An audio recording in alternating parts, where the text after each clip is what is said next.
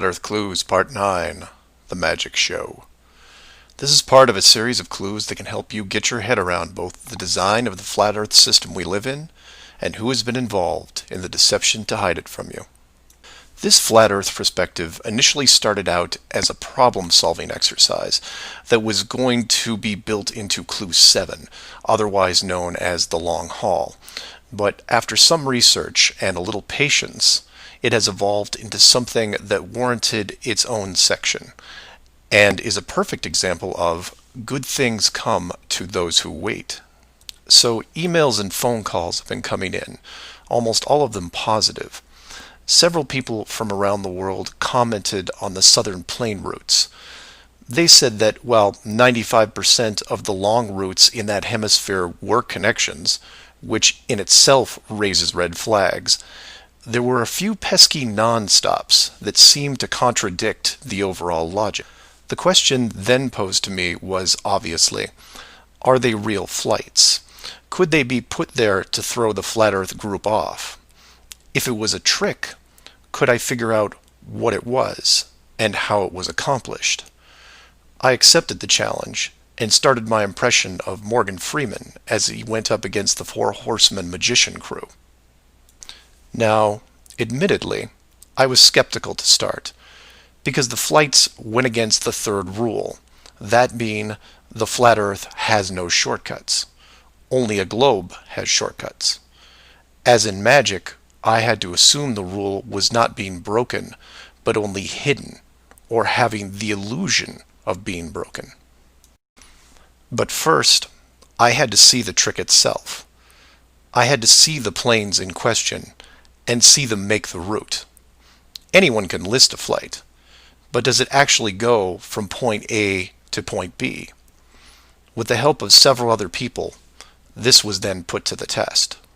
While just about everyone with a cell phone knows about GPS and how it can track things, many people don't know that even though it's a system built by the military, there is a very public aspect to it.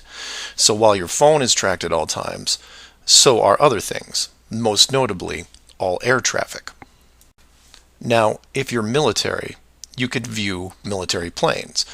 If you work at a cargo carrier like UPS or FedEx, you can view transport planes. The general public is mostly limited to commercial air traffic. This can be viewed in several places, and the one I chose was planefinder.net.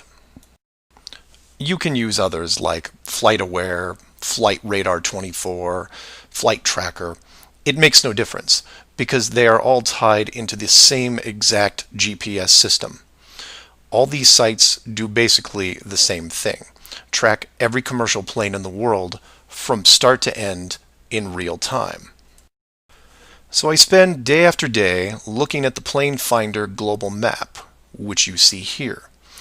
At any given time, it's tracking between 3,000 to 7,000 flights that are en route anywhere in the world.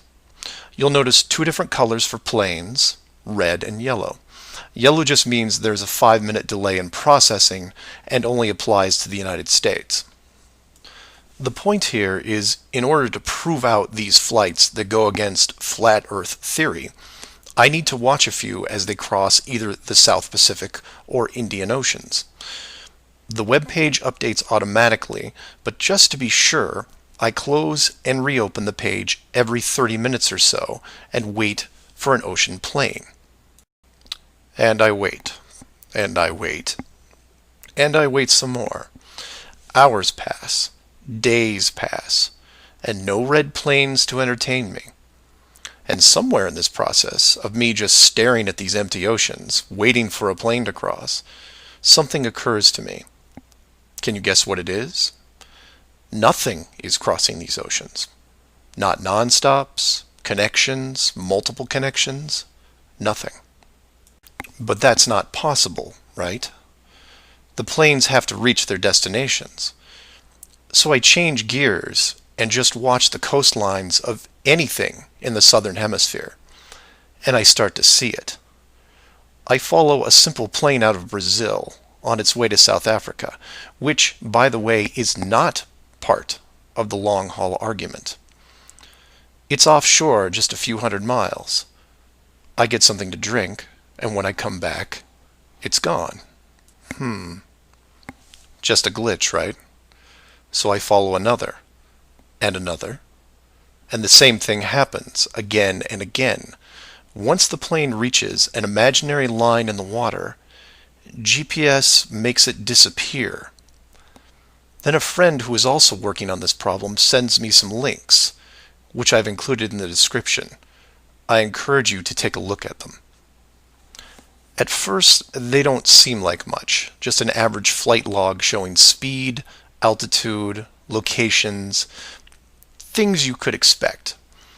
Then you scroll down to about 3:30 in the morning, and the location drops away and is replaced by either the word approximate or the word estimated. This then continues for the next 5 hours until, miraculously, 1 hour before landing, the flight log reestablishes itself, and the GPS system shows the plane in real time about to reach its destination.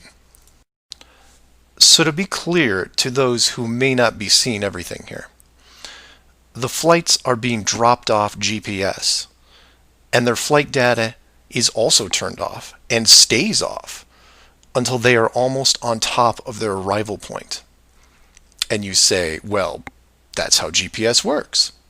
Well, no, because the northern hemisphere has planes flying all over their oceans. And then you say that maybe it's a localized southern hemisphere thing. And I say, then why are all the flights over or near land perfectly tracked? Furthermore, this is a US-based system, with Americans flying on vacation every single day. You're telling me that those people aren't going to be tracked?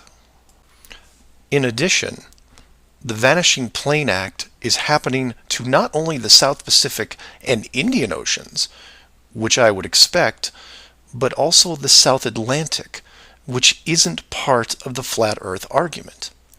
There are a bunch of flights that cross this relatively small ocean between South America and Africa, and every one of the planes is hidden shortly after takeoff. So then you say, what would be the purpose of hiding those shorter routes in the Atlantic? It's because of something I didn't see right away.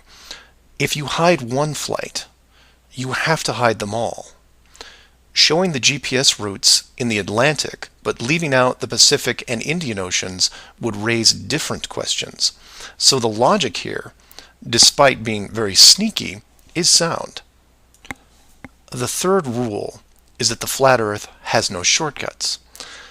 If you look at the azimuthal equidistant map again, and look close, you notice that while the South Pacific, South Atlantic, and Indian Oceans make up the lower sections on a globe, they make up the outer ring on a flat model. In that model, there is no shortcut between Australia and South America. If you are creating flight routes, you have only two choices. You take the long way around, clockwise or counterclockwise, and stay on the ocean. Or you cut across the land in the middle. But if you cut across the land, you have to create connections, because on a globe, it wouldn't make sense to fly over the top of the United States to get to South America. Neither of these choices are ideal. So the authority came up with a compromise. Disable GPS and lose the planes for every ocean flight in the southern hemisphere. Then reactivate them once the destination is reached. This is just one of the lengths that they are willing to use to keep you from seeing it. Don't just hide some things, hide everything, so that maybe the topic isn't addressed. And some would come back and say, well, nice going. You just pointed out a flaw in their system, and sooner or later they will fix the gap. Maybe. But not soon, I think. Remember, this is a rule, not a guideline. They can't change the map, so they have to work within its limitations. If they have a better workaround, I can't wait to see it. So do your own research and ask questions. Oh, by the way, welcome to the flat Earth, and enjoy your flight.